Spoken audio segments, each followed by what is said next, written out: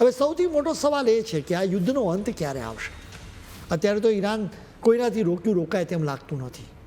ટ્રમ્પના ખાસ સાથી સ્ટીવ વિટફોક પણ તરફથી યુદ્ધ વિરામ માટે 2 વાર સંદેશા મોકલવામાં આવ્યા છે, પણ ઈરાને એને ફગાવી દીધા.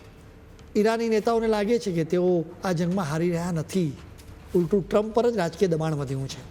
ઈરાનના વિદેશ મંત્રી અબ્બાસ અરાગચીનું કહેવું છે કે જો ટ્રમ્પ એકતરફી રીતે જીતની જાહેરાત કરી દે તો પણ આ યુદ્ધ તો સમાપ્ત નહીં જ થાય.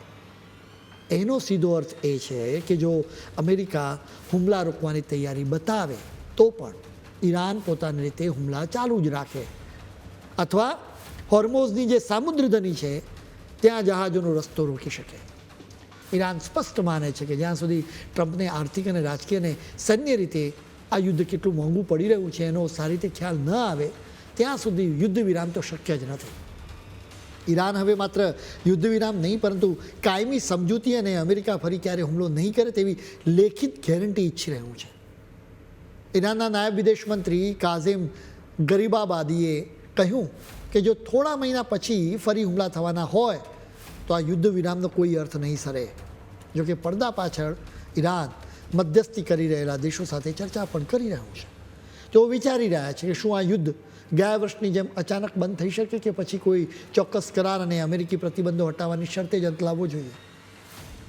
હાલમાં તો ઈરાની નેતાઓ કોઈ પણ કરાર કરવાની ઉતાવળમાં દેખાતા નથી.